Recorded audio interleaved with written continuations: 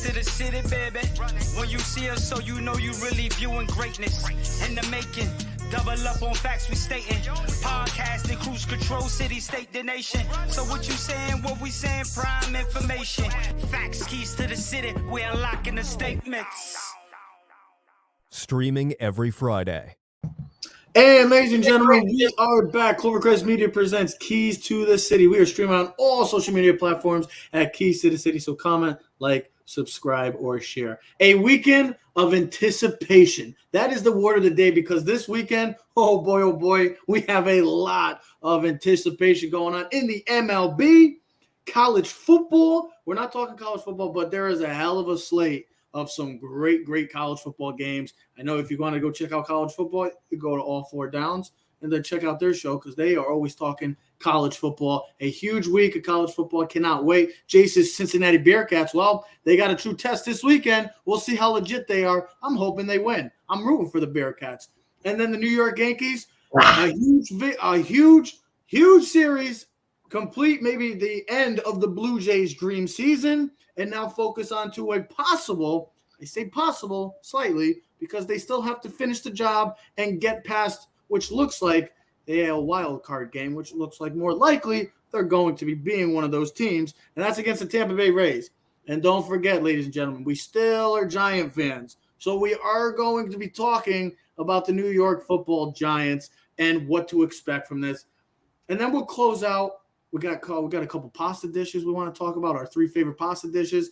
And then contenders, pretenders, with 3 specific 3-0 teams. Panthers, Raiders, Broncos. All 3-0, great starts. But all have true tests this weekend. We'll see if they are legit pretenders or legit contenders. When I said anticipation, I think you know why I said that. Maybe the most anticipated football game in recent memory will occur this weekend as Mr. Tom Brady heads over to where once he dominated for the past 20 years, good old Foxborough, as he takes on Bill Belichick and the Patriots. But as we started, the anticipation. Yankees look like they're about to be on the verge of making the playoffs once again. They've been on another hot streak, as this season has been a roller coaster of up and downs. Now they are starting to get hot. But this is the reason why they're getting hot. It's because of the Smash Brothers. The 2 behemoths in the lineup are finally coming together. They are gelling, and boy, oh boy, the chemistry is there, and they are staying healthy. So, guys, I want to get right into it. When you have 2 talents like this, which is top 10 players, hitters, because we always like to say pitchers are very valuable. I'm going to say hitters, because they are hitters, great fielders too as well, but they are majority of the time great hitters. But can the 2 Smash Brothers carry them to a much anticipated, hopefully a title that we're all waiting. We've been anxiously waiting for over a decade. So I'll start off with Joe on this. Joe, do the Smash Brothers carry the Yanks to a title this year? Or can they, I should say? We last week were talking about who the most important guy was, and we brought up both Stanton and we brought up Judge. And, if you look at this entire season, there's been stretches where it was really one or the other that's been the driving force in this team. It was Stanton over the last 2 weeks. It's been Judge with him over the last week or so.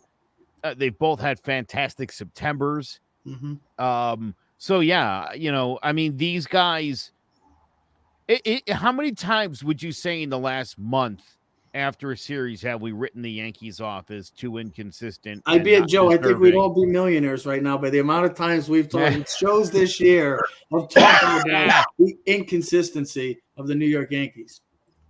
Yeah, it's been unbelievable. I mean, it really has been. By the way,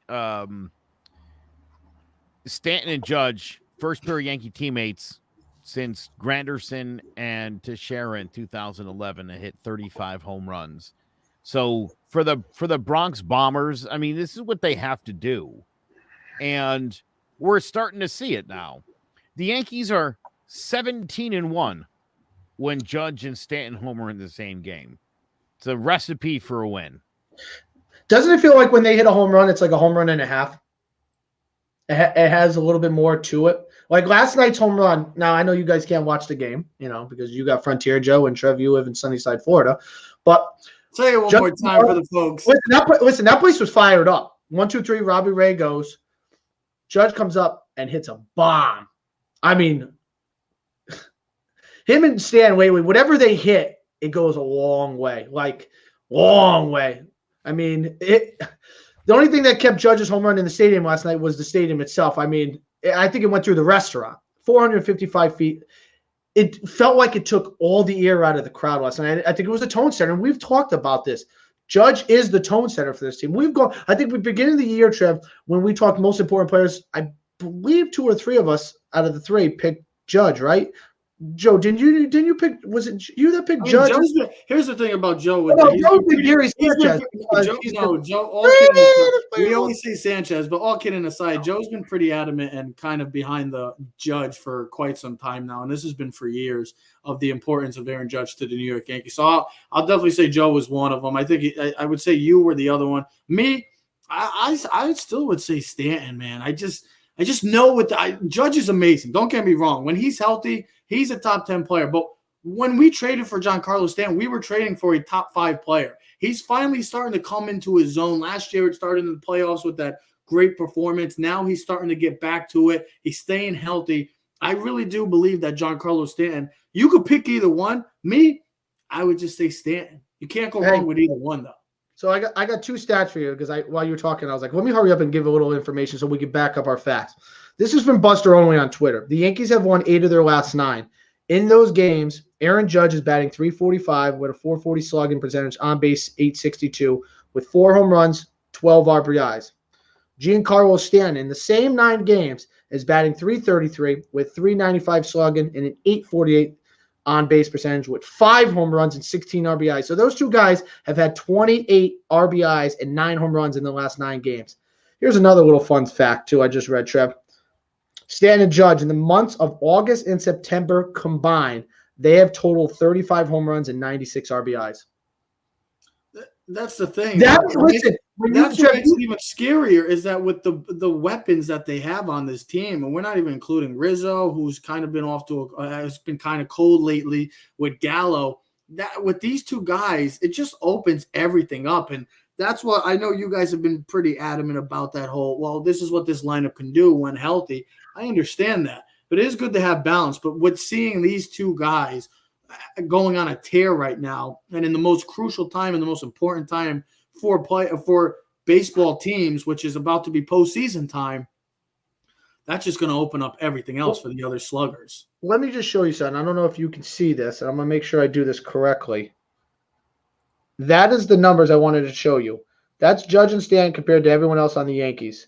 The Yankees, Judge and Stanton, have accounted for 1/3 of the Yankees' home runs this year.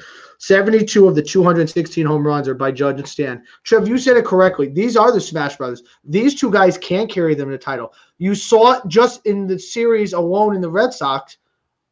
I mean, Judge played well. Let's get that straight. But Stanton carried them and literally took over that series like – and I just saw a funny thing. It reminded me of Kyrie and LeBron in that championship. Remember where they were unstoppable, the 2 of them? Yeah, of course. They both had 41 points. Yo, those 2 guys literally can't carry them as long as the pitching can maintain what they have been. Because they have – listen, we've talked about this all year, and Joe has been more adamant about this team than you and me. You and me have been riding the roller coaster like this team, where Joe has been a little bit more – and we've always broke Joe's chops about it. Like, Joe, you got to stop – being up their rear ends but hey, listen, this is what Joe saw in his dreams. But this is what he saw: 2 guys hitting his dreams. I mean, this a little side of coleslaw in that dream. Hey, listen, you got to cool off the heat, but we don't want to cool this off. And these guys are the tone setters because this reminds me, best way I can describe them in a baseball term is when David Ortiz and Manny Ramirez when they were hot and on the juice for the Red Sox. This is what they are, and they carry them to the World Series title. And this is what this team can do, because you don't have to be great when you can overcome it with monster shot home runs. It'd be nice to get a couple guys on base when they hit these home runs. But hey, we've seen it in the last 3 games against the 3 games against the Red Sox, and we saw 2 out of 3 against the Blue Jays. And they're both, and those are teams that are both playoff caliber teams. Joe, let me ask you something in the sense of we were talking in the mid-season of where this team was and how inconsistent they were. Well, when we were talking about it, they were, I think, I don't remember what the record is. You have the stats, correct? 47-44 was their record at the All-Star break. We said we had to get to 92 wins. I think Joe said they had to win like 50 out of like 38 games or something. I remember, Joe, because I asked him the other day. They had to go 45-26, which would be 19 games over 500, which at the time, it did not seem feasible. It did not seem like that was somebody's at Teddy's door, it seems like. No, I'll be right back. It's me. Oh, it's Trev. What happened? Oh, what are you doing? He's somebody's at his door. I hope it's not the police. But yeah. So Joe, this is even better. Now we can finally have our show that we've always talked about. Yes. Yeah. So I had said, I thought 40-31 based on their play was the most realistic possibility. Would have taken you to 87 wins. And we said, not going to get you to the postseason. 40-31. So 43-28 would have got them the 90 wins. I thought that was definitely a possibility. And then again, to get a little more aggressive, 45-26. And I remember saying, and they're probably not going to do it, but they've got the talent to do it. You mentioned this just before the show when we brought up the idea of, is the offense going to carry this team? The pitching, the Yankees have the lowest starting ERA in baseball, 3.73. Yeah. The starters are number one in the American League as far as earned run average is concerned. And even better, Severino and Herman joining that bullpen with Holmes and Garcia and Rodriguez. If Chapman's right again, phenomenal. Yeah, so the bullpen's in good shape. Look at and tell you what, Teddy, looking into this series here with Tampa Bay, Nestor Cortez and Montgomery going in games 1 and 2 here. They've been as consistent for the Yankees as anybody. They've been more consistent than Garrett Cole's been. Absolutely. I mean, Joe, to back up your stat, I told you this the other day, and this was on the post on Tuesday. The Yankees starting pitchers have allowed 3 runs or fewer in 62 of their past 73 games and 2 runs or fewer in 50 of them. That just speaks to where this pitching staff is. And you don't equate that. And you know what's incredible? You were saying, we never thought they'd get to 90 wins. We thought they'd have to at least get to 90 wins to get a wild card. They lost 13 in a row. What was it? Did they lose 13 in a row? No, what was the streak that they were on? They won 13 in a row and then went 7-15 after that. So this is incredible that the way they went on their streak, they're still going to get to 93, 94 wins. Yeah. It's remarkable where this team has overcome, considering the up and down season that we had. But that's what we say, that with the talent that this team has, other than maybe the Dodgers and all of baseball, this is one of the most talented teams in baseball. So to see them finally putting it all together, gelling, and the chemistry is there, that's a positive sign. And to see that it's going in that direction, as Yankee fans, we have to be ecstatic. We have to be excited to see our 2 behemoths taking care of business and doing what's best. And that's what's getting on the board, hitting home runs, and just showing why those 2 guys are some of the most feared players in baseball. So to see this team finally putting it all together, all the pieces together in the right time, thank God. Well, think about this. You sweep the Red Sox, you win 2 out of the 3 of the Blue Jays. We talked about this last week. If they can win 2 out of 3, 2 out of 3, and 2 out of 3, that would get them in. Thank you, Orioles, for taking care of business against the Red Sox. Thank you very much. Can't believe you guys actually won 2 games, but that just speaks to the I don't know what the Red Sox issues, bigger issues than that. But we're on the verge of possibly seeing the Yankees not against either AL East team. We could see the Yankees versus the Seattle Mariners, which is a realistic possibility come next week. Who would have thought at the beginning of the year the Seattle Mariners would be one of the final teams making an AL wild card position or making the playoffs?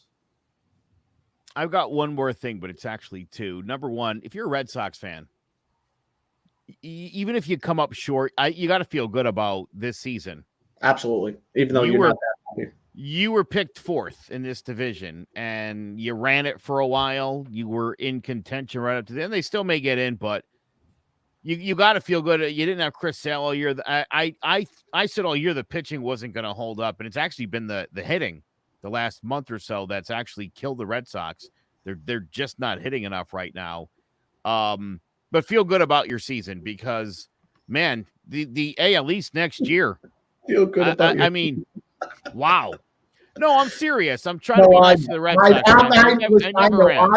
I'm being the smart ass.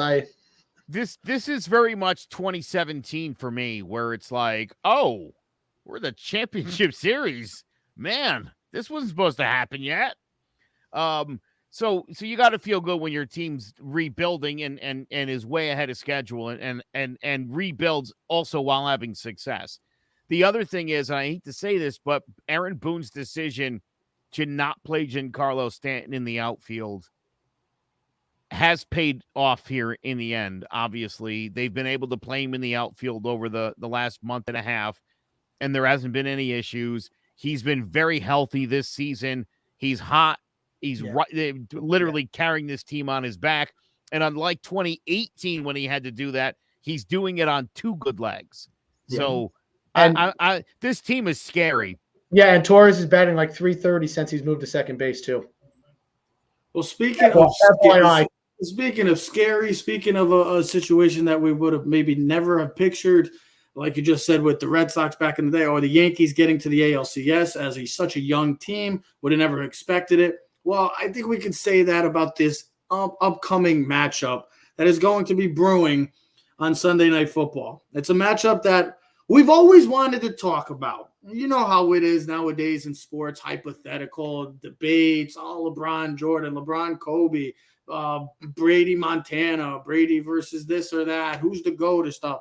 Well, now we finally get to see something that, like we said, we just never thought of a year and a half, 2 years ago. We would have never pictured in a million years this matchup actually happening. It's a matchup we've been talking about forever. And no, it's not a player versus player. It's a player versus coach. And yes, it's the matchup all New England fans and most NFL fans want to know that's been going on in New England for the past 20 years. Who is it due to? Is it due to Bill's great defensive mind and excellence of coaching? Or is it the excellence of Brady? Because we saw what Tom Brady did last year. I know Belichick with the team that he had last year was a difficult season for the entire franchise of the New England Patriots. But you see what Brady did, and you see what Brady's doing right now, stats-wise, and look like he's going to be contended for possibly another Super Bowl. So the matchup we all have been waiting for is yet about 54 hours away from the matchup, the most anticipated matchup that I can think of, and maybe the all regular season that I've ever seen. And it's New England versus Brady, as Brady's coming to town. So, guys, I talked to you, Ted. I'll start with you on this, and then we'll go to a quick short break, and then we'll talk about New York Giants. We'll finish off with our pasta dishes and pretenders, contenders. But is this game prove anything for the past 20 years, or is it just to you just another game that's, it's two excellent minds, different playing on the field and different on the sidelines, or does this mean more than just a regular season game? Well, let's first of all understand that it's still a regular season game. But let's speak volumes to Boston history and ticket prices. This is the fifth highest ticket price for any Boston event in the past 20 years. The only things that were more were Game 7 of the 17 finals with the Bruins, and the 4 Super Bowls, the Rams, the Giants, the Eagles, and one other one, and the Falcons game. Those were the only 4 games that were more expensive. The average ticket for this game by Vivid Seats is $1,100 for this game. So the return of Kevin Durant's game when he went to Oklahoma City was $638. Peyton Manning's game was like $250. This game is bigger than any NFL regular season game I can remember ever, really, as a regular season game. Just a hoopla. I mean, this is like if Michael Jordan got traded or left the Bulls and played for a different team, the Knicks, And the Knicks were coming to town in Chicago against Phil Jackson, if that was ever a possibility. Football terms, the Peyton Manning game in 2013 would be the only thing I could think of. Different circumstance. He left because of a neck injury. Don't forget, Andrew Luck and the Colts beat the Denver undefeated Broncos that game 35-31. But Andrew Luck, sorry, Mac Jones is no Andrew Luck. Does this game prove anything? Yeah, if the Buccaneers win, they're the better team. They're expected to win. Look at the point spread. They're almost a touchdown favorite. They are the better team. They should win in. They should dominate. But here's what this game is. You got the greatest coach of all time versus the greatest NFL player of all time, the greatest quarterback of all time. That's what this game is. But, you got a rookie quarterback who's got more interceptions than touchdown passes, who doesn't have many weapons. It's not a fair fight. Let's be honest with you. It's not a total fair. It's a machine gun going against a pistol. You get 9 bullets. The other guy's got a full round. Brady wants to come in there and dominate. You hear about Brady, it's like the Jordan mentality. Their competition level is like no other. Their ability to – he's going to want to go in there and throw 100 touchdown passes. So does this prove anything? No. If the Buccaneers win – what's it going to prove? What, that Belichick's a bad coach? He's not a bad coach. He's got more Super Bowls than anyone. You could have like 12 Super Bowls if you think about it, if it wasn't for the Giants and the Eagles. But here's the thing. I was telling you this before we did the show, and I've listened to a bunch of things. You listen to guys. Brady would not have 7 Super Bowls or 6 Super Bowls if it wasn't for Bill Belichick. And Bill Belichick wouldn't have all the Super Bowls in New England if it wasn't for Tom Brady. I bet you, though, Belichick would have 4 or 5 if he had Aaron Rodgers. Bet he would have 4 or 5 if he had Peyton Manning. Even Peyton Manning's admitted it on the thing. Aaron Rodgers, I've read some snippets. Those guys have both admitted that they would have more Super Bowls if Bill Belichick and those defenses were they were the quarterbacks. But that's obvious. Because they have the quarterbacks. You got to have the quarterback first. We know that. You got to have the quarterback unless you're lucky and have an elite defense like the 85 Bears, or you just get lucky with the Eagles, when they had Nick Foles. So, and you have one of those historic runs. But I don't think this game proves anything. Now, what's going to be said on Monday mornings, though, is if somehow the Patriots can win, is Belichick came up with the perfect scheme. He's done it before. Did it against the 1990-91 Buffalo Bills when they were averaging 35 points a game with Jim Kelly, Thurman Thomas, Andre Reed. He did it against the Rams and Sean McVay a couple years ago when they were averaging 30 points and they only got 3 points. It's going to be tough for them. They don't have Stephon Gilmore, so that would have been at least in a shutdown corner where then you could have built off of that. But they got players on defense. They're going to have to win an ugly game. They're going to have to win a giant football game of 17-14. Block a punt, special teams play, be able to run the football, dominate time of possession. I don't think this will prove anything. Listen, I think the both will be successful. I think the Buccaneers will end up winning. They're just a better talent. You got Godwin, you got Evans, you got Antonio Brown. You have pieces. You can't double just one guy, and it's going to make the Bucs so much. And their defense, here's another thing I'll finish off with this is, you don't think those guys on the Buccaneers defense want to do it for Brady? You know what I mean? They're a respect level. What do you think? I don't think this is about these two guys. I think this is a fortunate scheduling thing that is meant to satisfy us. This isn't going to prove anything. If they're both going to go down great. Yeah. I don't know if you know this. Did you know Tom Brady was drafted by the Montreal Expos in the 1995 draft as a catcher? They thought he might be one of the greatest catchers of all time. That's how strongly they felt about him. He passed, and he ended up obviously going to Michigan. Do you know the Patriots nearly took Tim Rattay instead of him in the 6th round? He ended up going into the 7th to the 49ers. That very easily could have been the opposite. Rattay actually got Heisman votes that year. He finished in the top 10 and ended up being taken in the 7th round. That easily could have been Brady, who could have been riding the pine in San Francisco, and Rattay could have been in New England. Look at that. Think about that. He could have went to San Fran, where his hometown. Listen, we've talked about this. Would Kobe have ever been Kobe if he stayed with the Charlotte Hornets? Well, maybe not. You don't know that. Listen, it's always a perfect match. We've talked about this, coaches and quarterbacks. Brady had the perfect team. He had the perfect coach. They I mean, who knows what would happen if Mo Lewis never knocks out Drew Bledsoe? Maybe there's never a story. But then again, Wally Pipp, we might never heard of Lou Gehrig if he never gets hurt. That's the Wally Pipp story. Never got his first baseman's job back. Wasn't even hurt. He had a headache. Oh, that's what it was, Joe? He literally showed up with a headache that day, and he was like, let me sit. Let the kid play today. Joe, what were you going to finish off with? You were going to finish off with? You were going to finish with something? No, he wasn't. He was finished. Oh, I thought he was saying something until Ted was kind of, No, he was just saying this has no importance. Yeah, listen, I guess my grander point is, no, this doesn't matter. They were perfect together. Also, don't forget, Bill Belichick came to New England. He already had a couple Super Bowl rings.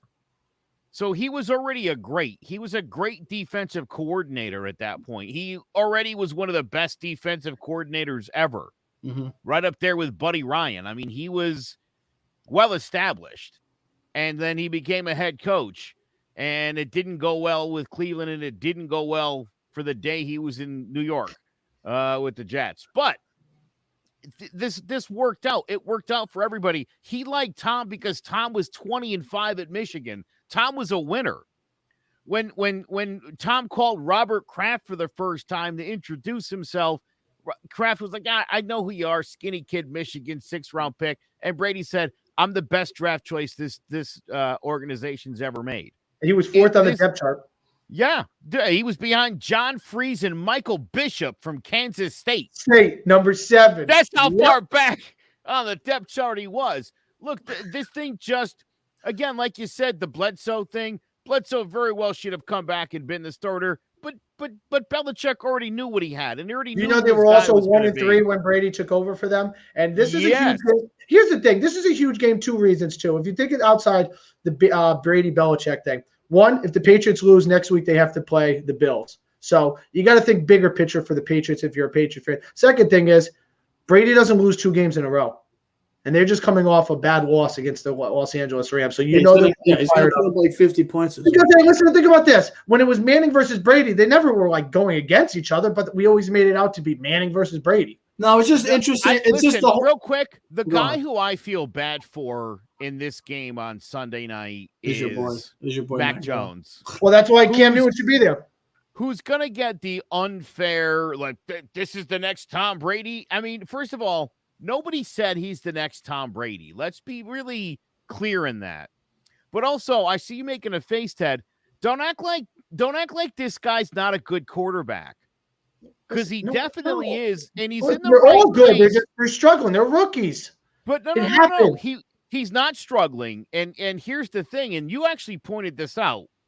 I know. Last week he threw the ball 51 times. Yeah, that's not his game. Which is what we've been seeing from Wilson and from Lawrence, and that's not what you want.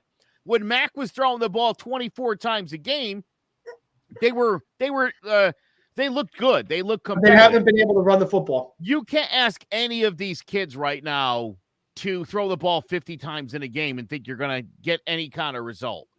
So, Joe, this has to be Jeff Hostetler. This has to be the Jeff Hostetler game. We're going to 35 minutes. We got to run the football. We got to hit play action passes. And like I said to you earlier when we talk about football and rookies is, can you make the 3 or 4 big throws on 3rd down conversions when we need you to? My biggest thing, too, is how do the fans react? I'll tell you one thing. Trevor, I talked to Ronnie. He says he's rooting for the Bucs and Brady, which I was like, you're a Patriot fan. Like, he loves Brady. He loves Brady. And then I talked, and I'm like, there's going to be a lot of touchdowns in that game. If Eli left, I would still be rooting for the Giants. I'm sorry. And here's another thing. I asked another guy, Barry, who works at Yale Security, and he has Patriots season tickets. He's rooting for Brady and the Bucs. He likes Eli Manning would have came back with the Panthers. He'd be dead to me, and I would boo him. What? Why? I wouldn't boo him. Yeah, I would never in a million years if I was a Patriot. Never boo him, but I just wouldn't want him to win. I wouldn't want him to win. I wouldn't want him to win, and I would immediately he'd be on my enemy list. You're wearing a Carolina Panthers looking shirt, so that's why you're suddenly sympathetic. If you're a Patriot fan and you boo Brady, you just hate yourself as a human being. You don't have to boo Brady, but you're gonna boo the Buccaneers. Yes, that's for sure. I You like can't the- cheer I the like Buccaneers I on. like Brady more than I did back in the past 20 years. So that's what the sunny side of Florida Listen, can do. I to you. like Ronald Torreyes, but I don't want to see the Phillies win the World Series. I mean, what? I don't care about that. Comparing Ronald Torreyes to freaking Tom Brady. You want Didi Gregorius? I still like Didi. Do you want the Phillies to win the World Series for Didi? I No, don't. I don't want to see I don't want to see the Bucs win the Super Bowl every freaking year. But I'd like seeing that Brady. would be like It's if cool to Derek see Jeter Brady played play for well. the Dodgers. If Derek Jeter played for the Dodgers, first of all, Brady's going to get cheered. There is no way. I don't know how they're going to handle it. Because if you remember the Peyton Manning thing, now don't forget Peyton Manning went to Denver. Not like he went to New England. Now the Bucs different too.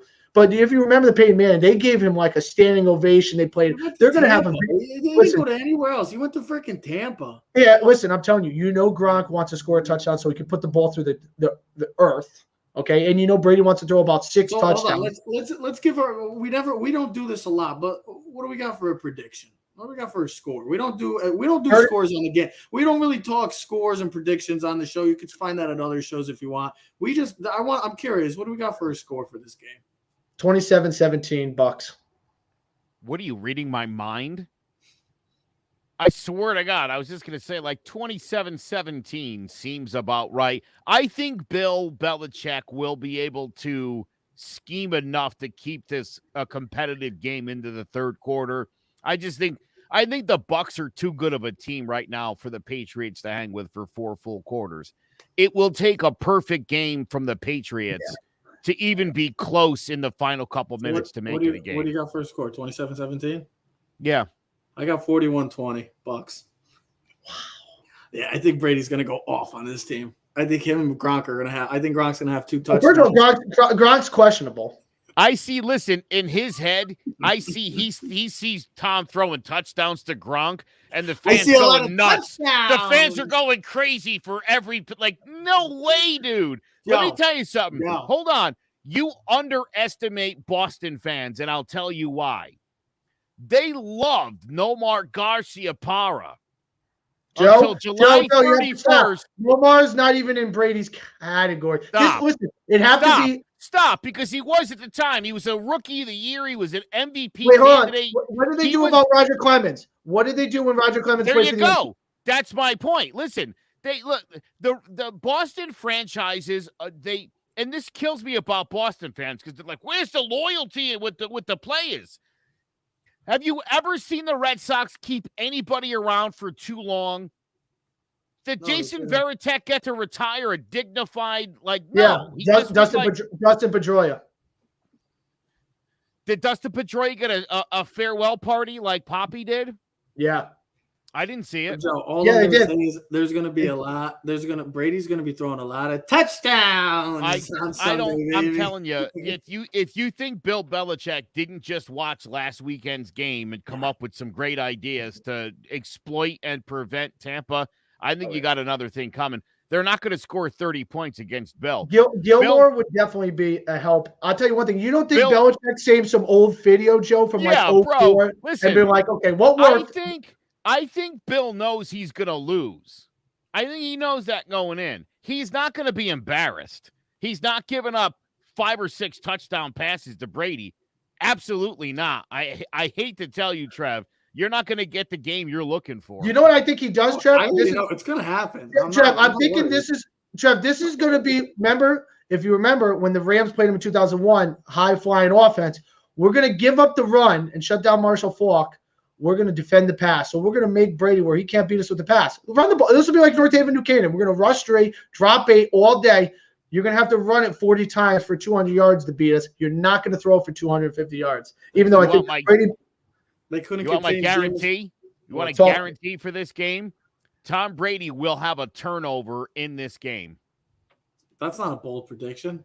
That's a bold prediction. Tom Brady will turn the football over. Better yet, you want a specific? Tom Brady will throw a bad interception in this game. He'll also have 3 touchdown passes. He'll 5, maybe 4. That's fine, but I'm telling you. Bill's got some stuff ready to go here. You can't have 4 if you got 27-17. They missed the extra One point. gets called back. Oh, they missed the extra point. He's going to throw for 5 touchdowns in this game. He's going to torch him. No, You'll be sleeping. You'll be working, so don't worry about it. I know. I'll I be don't at think work. so. I won't even know. But speaking of a team that really can't score a lot of points and seems like they're not going anywhere anytime soon, is our good old New York Football Giants. Well, after an embarrassing loss to the Atlanta Falcons, the once winless Atlanta Falcons, the worst defense in the league, Atlanta Falcons. What? So I was just reading the comments that were blocked on the side. Can't believe. Yeah. I don't even understand how that is even possible. But this is why I can't stand this damn. This damn social media stuff. But speaking of, I don't understand it. I don't understand this New York Football Giant team coming into this game, going into hostile territory against a team that just beat up on those New England Patriots defensively and scoring. Jameis Winston scoring on those New England Patriots. What do we expect from this New York Giant team? What team shows up? They're going into hostile territory. The crowd is coming back. The first game back in New Orleans since Hurricane Ida. So that team is going to be fired up. That crowd is going to be fired up. That city is going to be fired up. The Giants are coming in with there's been a lot of discussion about the Giants this week and from Joe Judge and his whole analytics talk. So I want to just ask you guys a very straight, plain, cliche question about the New York Giants because that's what it's come down to. What big blue team shows up this week? Is it the Giant team that continuously has mental errors, can't catch the ball, picks in the end zone to end games? Or is it going to be the Giant team that nobody's giving them a chance, a fighter's chance in hell to win this game and somehow come out of the Superdome with a victory over a very impressive New Orleans Saints team with their 2 victories, demolishing their opponents? Trev, let me turn this around for a second. Instead of asking us, what do you think the Giants are going to do this week? All honest. Come on. Honestly, I mean, they got the all-white uniforms this week. They're going to look real pretty. They're going to look pretty on the field, but there's injuries already on this team. I don't know what to expect from this team. They have to get some running game going. Nothing surprises me anymore about the New York Giants, guys. So that's why when you ask me this question, there's nothing that surprises me anymore. It's just we've just come to be used to it by now. It's come to fruition that like the New York Giants find ways to lose. Teams like that, reasons why they've been one of the worst franchises since they won a Super Bowl is because they find ways to lose. And there's teams that find ways to win, why they're always in the final weekend or Super Bowl weekend or winning championships, and the Giants are finding ways to pick top 5. They find ways to lose. This is a game that nobody's giving them a chance to win, and for good reason. Why would we have any faith in the New York Giants to go into New Orleans, a fired-up crowd, a crowd that's been waiting to see the Saints back at home? What makes you think that, Joe? Yeah, I'll tell you why. I think the better question is which New Orleans Saints team shows up this week. Couple things about New Orleans you should know. There hasn't been a single game this season where Jameis Winston has thrown for 200 yards. Alvin Kamara has not cracked 90 yards in a season. He's had 80s and then a single-digit day and then 89 last game. I like the pattern of maybe another single-digit game. Last week against the Patriots, Alvin Kamara touched the ball 27 times. I've been telling you the first couple games of the season, they had not been able to get the ball into Kamara's hands. They did it against New England, and it was their second best win of the season. So again, can Jameis Winston get the ball into Alvin Kamara's hands? If they can do that, if they can run the football against the Giants are going to be in big trouble. If the Giants can neutralize Kamara, New Orleans is in trouble. And I'll tell you what, the Giants' offense is good. Well, no. The Giants' offense is fine. The play calling you have to come back on that. No, wait. No. I want to be really clear. Look, we've got really good, talented pieces. It's a matter of, listen, you're 0-3, dude. Like, at this point, I don't want to see the Giants punt again. Just 4th and 8 on but I your know own what you 10. mean. Go for it. Wow. Go for it. What's the difference? You're going to lose anyway. You might as well. I mean, let these guys play. At least let these guys, let them put up some numbers for the fantasy football fans. To play conservative, to set yourself up for a close loss, it's time to let loose here. Throw the football down the field. Have some fun. So I think, look, if the Giants show up and they're willing to take some shots and stop being so damn conservative, because listen, if they're down 30-0 at halftime, I would rather it be because Jones threw a couple of picks down the field than because they fumbled at their own 5-yard line. So if you're going to lose and get beat up, at least do it by being aggressive. You might actually find this team's pretty good moving the football. There's only one way to find out, and it's probably by firing Jason Garrett and hiring anyone else who knows an offense. You're right. Just got to sometimes just let your young quarterback let loose. I mean, he's got the talent. We've seen it. It's worked in a lot of other places for a lot of other teams. He's the leading rusher on the team. Let him let loose. He's a talented quarterback. Just let him do his thing and give this guy a chance. So, I mean, Daniel Jones, he hasn't had any turnovers. Hasn't really looked bad with that.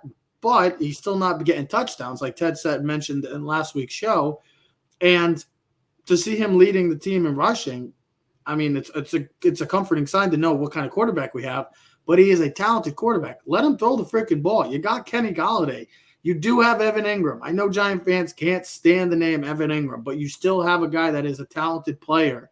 Shepard looks like he might not be playing. Shepard is out, and Slayton is already rolled out. Okay, so this is the game that we better be seeing number 89 get heavily involved in this game. Jason Garrett, use your first-round pick.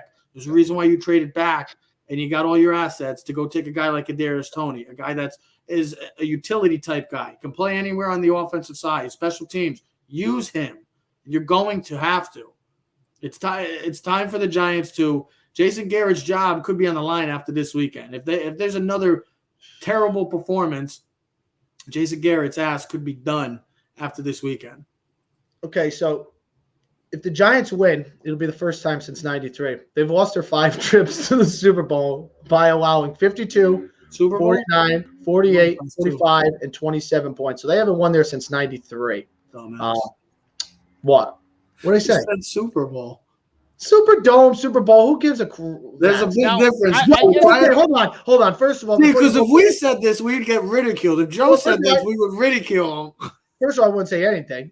And second of all, Joe said the Giants' offense was good, so let's retract. I immediately corrected myself. I give him credit. He immediately went back on that. I'm going to pretend like the Giants are playing in the Super Bowl this week, because for the Giants, it should be the Super Bowl for them, because this could be the end-all, be-all. Because if the Giants do a real tanker this weekend and really get their rear ends kicked, you could see Jason Garrett out by Monday. Now, I'm not saying he's on the hot seat, but if they have a bad performance, I could see him going, because you got to get rid of somebody, and he's always going to be the loose cannon. Here's the thing I wrote down last night. Jason Garrett's been the offensive coordinator for the Giants for 19 games. The Giants have scored 336 points, which equate to 17.7 points per game. That's not good enough in the NFL. Maybe 20 points. Maybe 20 years ago, not in 2021. The Giants this year have totaled 56 points this season. Only 7 teams have. What's going on over there? Exorcism? I mean, I know it's Halloween, but Jesus. Only 7 teams have. Kids are excited. Only 7 teams have scored fewer. Here's the other thing, though. I think about this Giants team, and I started kind of feeling sorry for them. They lost their center and captain Nick Gates. They've had 4 starters at the left guard. Barkley's coming off an ACL injury. Ingram's been out for most of the season. Galladay had a hamstring, missed most of preseason. Toney was a rookie, missed most of preseason with COVID and a hamstring. Now they're out with Slayton and Shepard. This offense has never – Joe, we've talked about this with the Yankees. When can we actually see this lineup when everyone is healthy and put together? Again, we're going to go another week without 2 key weapons, Darius Slayton and Sterling Shepard, who are key valuable assets. We can't run the football. We haven't had any big pass plays, and the one we did, we dropped for a touchdown. Trev, you are right. This Giants could easily be 2-1 with a couple different mistakes. Could easily be 2-1, but unfortunately, this is the Giants. They won't be.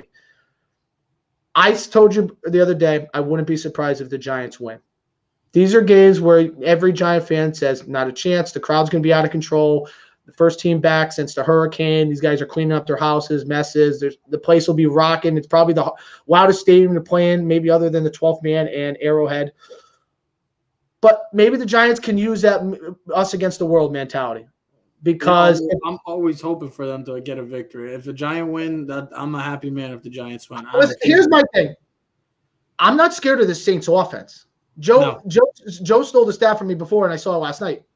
Jameis Winston has not thrown for over 200 yards. So they don't have a big scared of the Giants defense though. So you don't have. Here's the thing though, with the secondary, you don't have to worry about a deep threat. You don't have no receivers that should scare you. So you should be able to man these guys up one-on-one and have extra safeties in the boxes and follow Alvin Kamara wherever he goes. He goes left, you go left. He goes right, you go right. He goes to the toilet, you follow him, and you make sure he comes out of the stall.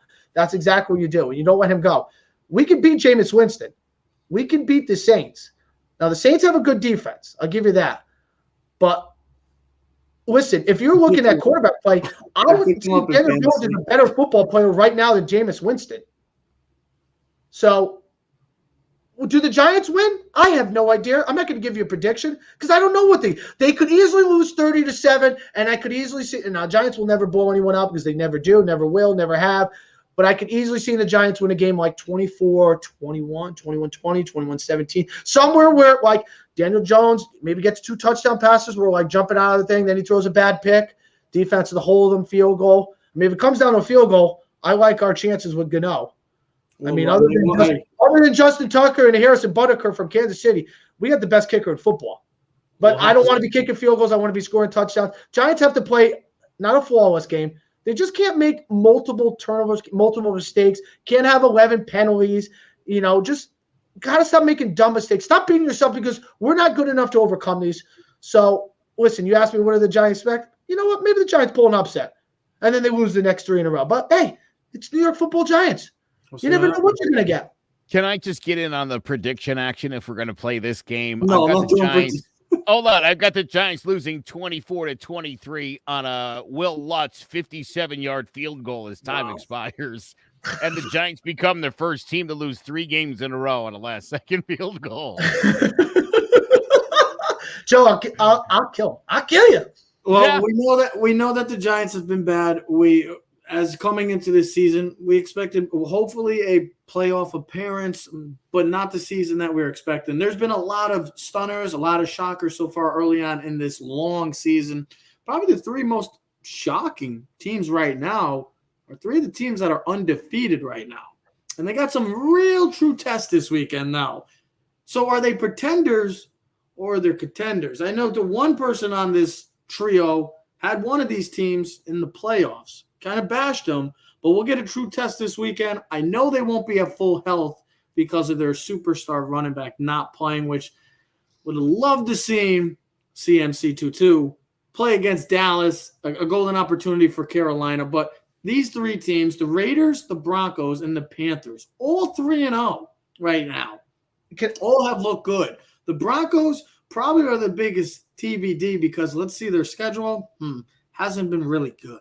It's been the Giants, it's been the Jaguars, it's been the Jets, a combined 0-10. So we don't know what to make of them. They're going to have a true test this weekend against Lamar and the Ravens, who look good right now. The Raiders playing on Monday night against an LA Charger team with the biggest victory of Justin Herbert's young career against – we'll see how that game goes. But the Raiders look legit so far. 2 big wins against the AFC North. And then the Panthers. They're another team that's – we don't know what to make of all 3 of these teams. I'll start with Joe because, Joe, you did have the Panthers. You had the Panthers going to the playoffs. I had the Broncos, if you remember, too. Let's see. Hold on. I had the Broncos. Let's see. AFC. Where's Ted's? Ted. Yeah, you had the 7 seed. You did have the Broncos. Did Trev have the AFC? No, Trev had none of these teams. So you had the Chargers. I had only the Chargers, but they're not on this list. So, Joe, I'll start with you. Panthers, Raiders, Broncos. Which do you think of the 3 is pretenders, and which do you think is an actual contender? Well, yeah, I'll tell you what. If you're the Panthers, let's see what you could do the next 3 games without Christian McCaffrey, and let's hope it's only those 3 games because I do suspect that there's going to be a drop-off. McCaffrey was about 55% of their offense maybe higher at this point. So well, even if he wasn't touching the ball, he, as Trevor and me know, a decoy just to be able to flank him out, move him in motion. It sets up so much more and makes Darnold's life so much easier. So it'll be interesting to see how they can replace him and how good that defense actually is. I think Joe, they're giving up right now total yards, 190 yards. And they lead the league in sacks with 14 currently. Yeah, they've played great. Again, there's going to be a lot more on them at this point now, and they're going to. That's all they're going to take into consideration. They lost J.C. Horn last week, who's going to be out, but they did trade for former first-round pick C.J. Henderson from the Jacksonville Jaguars. Yeah. So again, they're in a little state of flux. So again, I think that you got to see how they do the next couple of weeks. But to me, the Raiders are for real. And I've liked Carr for a couple of years now. I really liked him last year. I thought they were about to get over the hump. And I think they legitimately did. Yeah. I picked him in the second game against the Chiefs too. I thought they were going to get him again. So yeah, no, I like this Raiders team. They're fantastic, dude. Derek Waller really is such a great tight end. Yeah, I don't know. I really like weapons in football, baby. Say it with me, Joe. Say it with me. You weren't wrong. We were all right on certain aspects with certain guys and certain teams. And again, I'm finding the more you don't rely on last year and the year before, the easier it becomes to like just legit look at a guy and decide this year in this circumstance what's going to happen. The Broncos defense has been tremendous. I'll always struggle to believe in Teddy Bridgewater. I don't know, man. So far, it's been the right decision by Vic Fangio and the coaching staff. It has been, but it seems when you turn to a backup quarterback. Okay, now I realize he's the starter, but he's a backup guy, and they often have success in the short term. It generally ends up being, as the season goes on, listen, if Teddy Bridgewater was great, Teddy Bridgewater would have been a starter in this league and not just a highly paid backup because of the success he had early on in his career as a starter. So to me, that's the team that I don't know that all the pieces are there in Denver for them to make a legitimate run. They just lost some injuries too on their offense. They lost KJ Hamler out for the year, a torn ACL, and Jerry Jeudy's out for a couple more weeks too. So and Bradley Chubb, they lost to an ankle injury too. Plus, you got to look at that division. You know, we're talking about two AFC West teams right now, the Raiders and Broncos. I mean, go figures. Who would have thought the Chiefs would have been the worst team in that division record-wise? Only record-wise, I think they come out flying this week. The Chiefs. Good luck to whoever's playing them this week. I don't even know off the top of my head. Oh boy. Good luck. Mahomes is going to throw about 40 touchdowns this week. But I mean, I think all three of these teams can be contenders. When I look at the Broncos and Panthers, I look at them two teams as being very similar. Defense. Now, I know I was the last week saying, listen, this is a league about scoring points. You got to be able to score points, but you got to be able to stop someone too once in a while. Like I always said, you got to be able to make a stop when you need one. Okay. You could score 40 points, you can't give up 41. You got to be able, you can win 41-38. You got to be able to make the stop on third down or in the red zone. Mm-hmm. I think you look at the Panthers, you look at the Broncos, yeah, they're dealing with some injuries, but they both have steady, solid defenses. They don't give up big plays in the passing game. They don't give up big plays in the running game. They both have exceptional defensive coordinators, and I like their head coaches.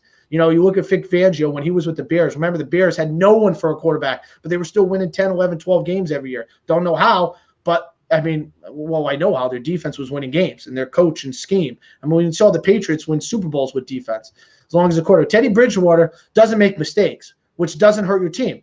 Now, it does hurt not having Jerry Jeudy and KJ Hamler. Those are two big losses. Still have Cortland Sutton. They still have Tim Patrick. Still have Noah Fant. They still have the two running backs in Melvin Gordon and Javonte Williams. So I'll tell you this way. I think the Broncos can win this week and beat the Ravens. You know, listen, Lamar's dealing with a back injury.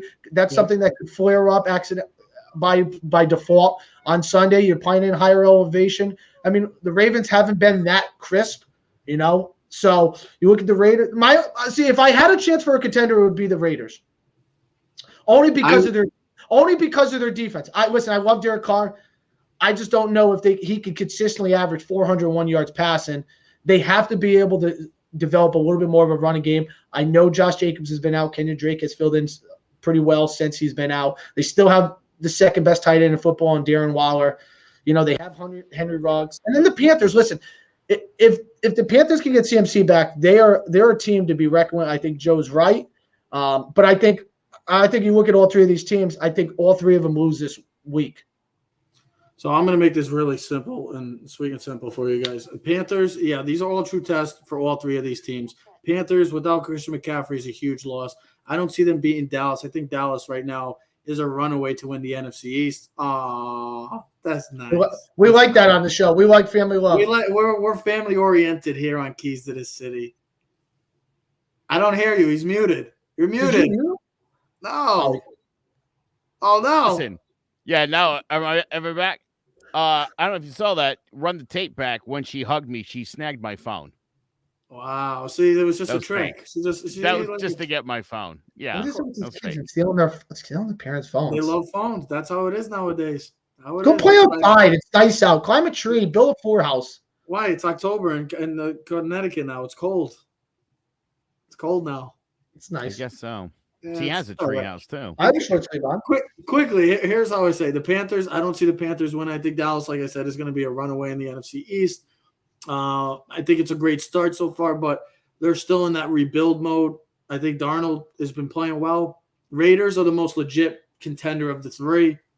I really like what they've done so far. Their schedule says it too. Going into Pittsburgh. Now, what to make of Pittsburgh, we don't know because they look like they're a mess. Beating Baltimore on Monday night, they look good. Derek Carr, I should say, both Dereks. They've been playing out of their mind so far in the season, early in season.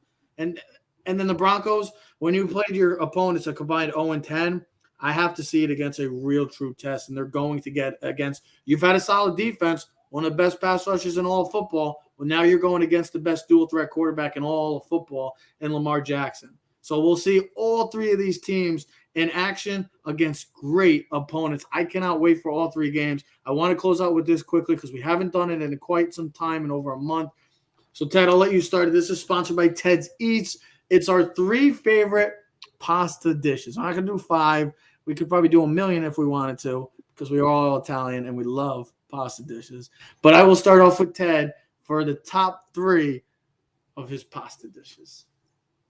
Penny alla vodka is number 1. Yep. Fettuccine Alfredo, lasagna. Joe? Lobster ravioli, shrimp scampi, spaghetti and meatballs.